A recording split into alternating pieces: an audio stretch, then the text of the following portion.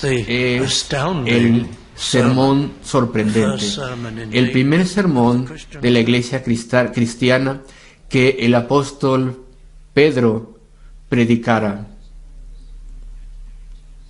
Y aquí lo tenemos. Un momento, el apóstol Pedro, bueno, había negado a su Señor.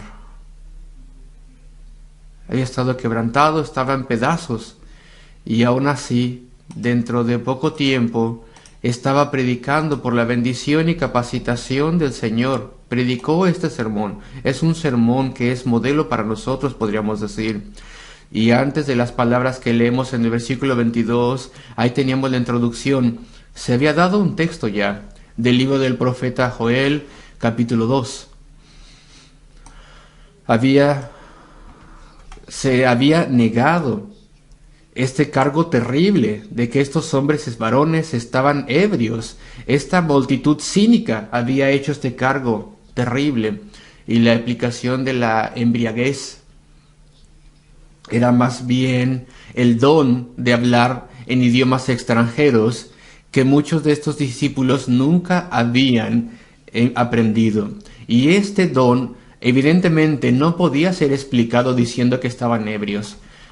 Y bueno, el sermón comienza en el versículo 22, cuando se empieza a hablar a las personas.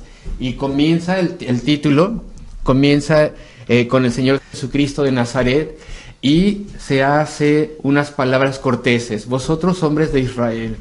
Y las personas se les habla como israelitas, como judíos, como la nación que fue llamada por Dios y preparada por Él y bendecida en muchas formas durante muchos siglos.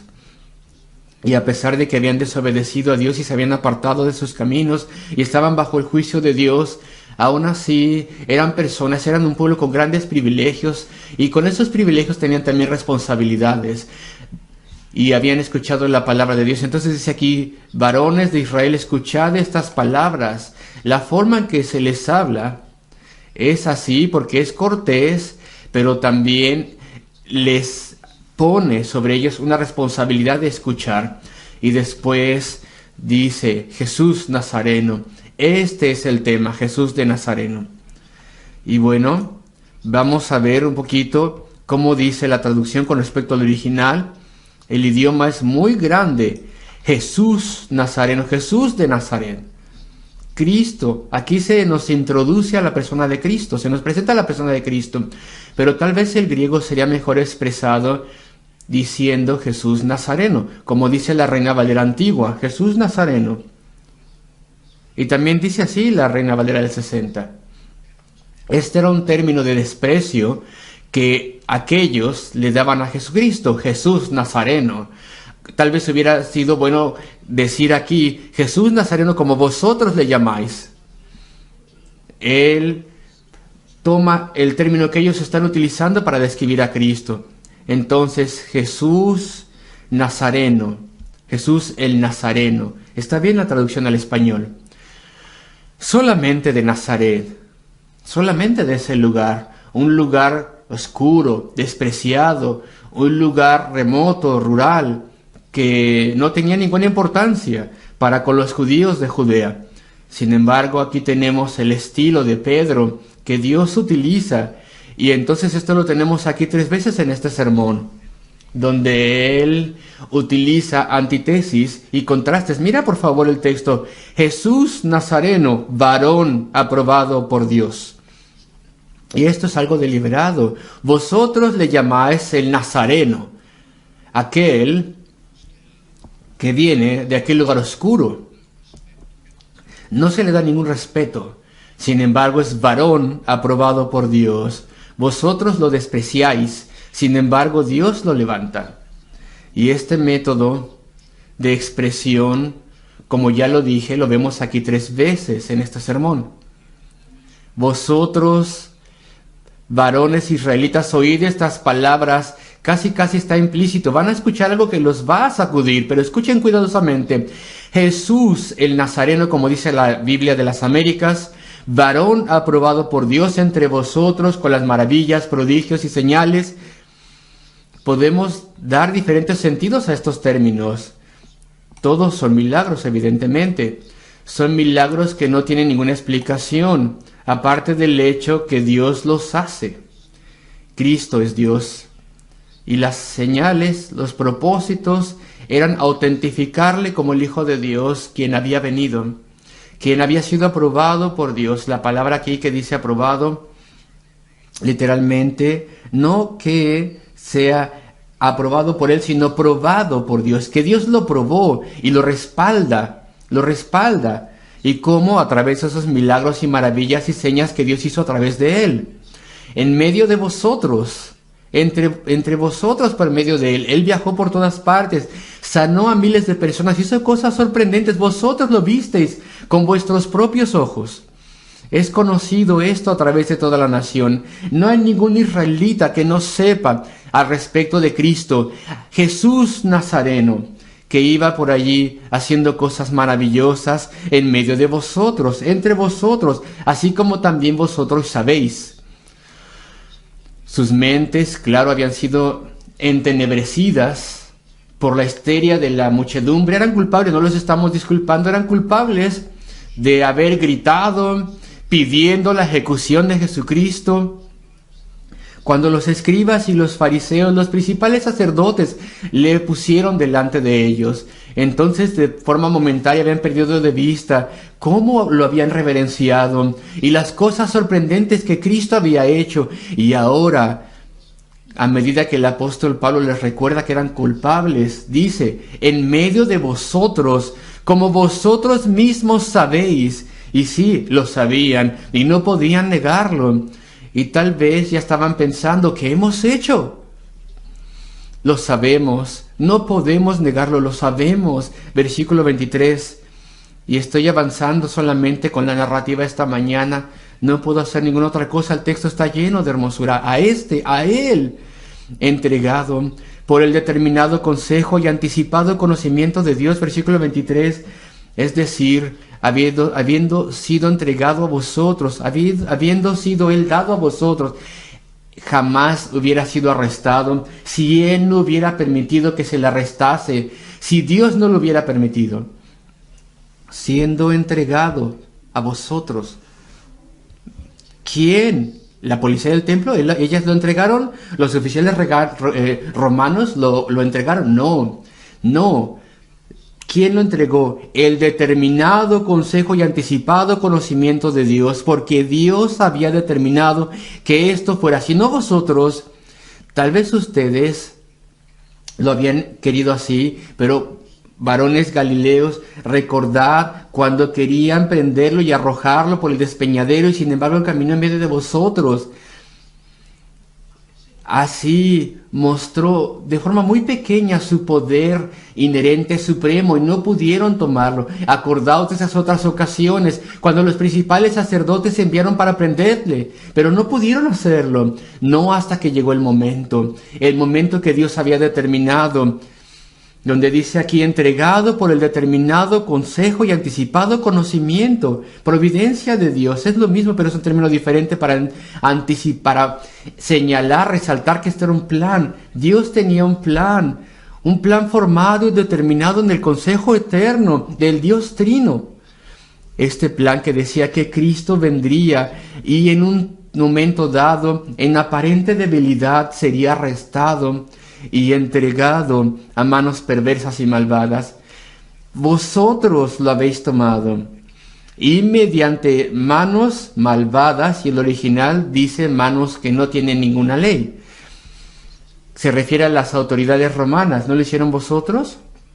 Ustedes lo tomaron, lo determinaron así, vosotros y vuestros líderes lo entregaron a los romanos. Vosotros lo tomaron, y utilizando la autoridad romana, que no tenía ninguna ley, fue crucificado, fue penetrado con esos clavos y fue matado.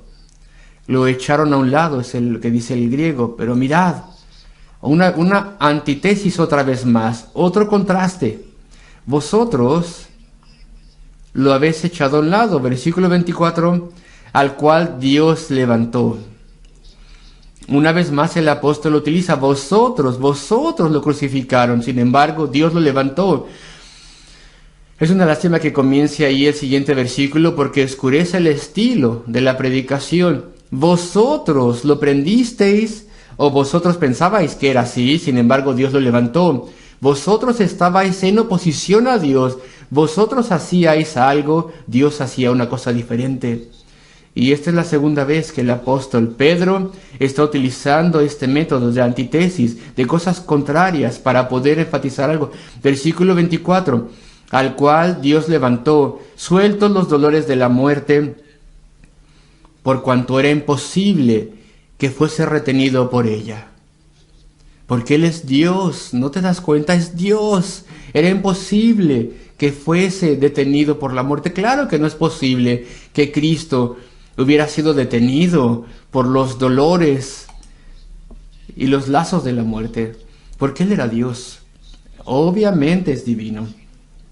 ¿Acaso no es Él que que unas semanas antes había muchas cosas y una de esas cosas que había hecho fue levantar a Lázaro y lo levantó a vida después de 4 días de estar muerto? ¿No era él la misma persona? ¿Cómo alguien así podía él mismo estar detenido por la muerte? Si él mismo podía levantar a los muertos. No era posible que pudiera ser detenido por la muerte. Y de cualquier forma era el Dios santo. La muerte es la paga, el castigo por el pecado. No podía detener a Cristo, quien es el Cordero de Dios, el perfecto Cordero de Dios que quita el pecado del mundo. Y este es un plan divino, un plan de la deidad, es de acuerdo con las profecías, como Pedro les mostraría. Entonces, conforme a la profecía, tenía que levantarse de los muertos por su propio poder divino. Y también se dice que Dios lo levantó de los muertos, lo cual implica que era el Padre. En otras palabras, era un acto de toda la deidad, de toda la Trinidad. El poder que Cristo tenía sobre la vida, y Dios el Padre completamente aprobó su muerte en el Calvario. Y entonces demostró esto, que fue algo totalmente exitoso para remover todo castigo de pecado de aquellos que pertenecen a Él. Porque no era posible, por cuanto era imposible que fuese retenido por ella. Y ahora viene la explicación. El sermón comienza con Cristo, enfatiza que se levantó de los muertos, y ahora lo prueba de la Escritura. No pensemos que aquellos que estaban escuchando ya estaban intranquilos porque el sermón llevaba poco tiempo, pero sí decía Pedro cosas que les sacudían. Ellos habían ejecutado al Mesías, ellos. Y el Mesías había sido levantado de los muertos. Y con toda su maldad, a pesar de que estaban conmovidos, bueno, pensaríamos que algunos estaban ya intranquilos, pero justo en el momento correcto, en este sermón que es modelo para todo sermón, en este momento el apóstol Pedro introduce algo que tienen que oír. No pueden faltar al respeto en este momento porque David dice de él, al respecto de él, David, el rey David. Tienen que respetar esto, no pueden interrumpir en este momento, a pesar de que tal vez tenían ganas de hacerlo. Y entonces el apóstol Pedro, a partir del Salmo, da la profecía de David, que prueba que había una resurrección de los muertos de parte del Mesías. Versículo 25. Y se cita a David, porque David dice respecto a él, de él, no yo, parece que dice Pedro, sino David lo está diciendo. Y aquí está la cita. No al Señor siempre delante de mí, porque está a mi diestra, no seré conmovido. Y algunas personas piensan que David desde el principio en esta cita está hablando al respecto de Cristo. Y otros creen que en ese momento está hablando al respecto del mismo. Está meditando tal vez. Está en su devocional. Y siempre anteponía al Señor delante de él, es decir, el Mesías. Claro que él oraba a Dios el Padre, pero ya se le había mostrado que él, a partir de su descendencia, A partir de su descendencia vendría el Mesías, y piensa bastante al respecto de esto. El Mesías es su Señor, aquel que vendría, la segunda persona de la deidad, quien sería el gran descendiente de David, el gran descendiente de Abraham, aquel Mesías prometido. En Génesis 3:16, aquel que heriría la cabeza de la serpiente, la aplastaría. Él está a mi diestra para ser mi ayudador y mi guardián y mi Dios, de modo que no seré conmovido. Y después la cita continúa del Salmo 16, versículo 26, tenemos aquí, por lo cual mi corazón se alegró, porque tengo un Salvador en el cielo, y él viene a la tierra un día, y se gozó mi lengua en salmos y en alabanzas. Y después comienza la predicción de su propia resurrección corporal.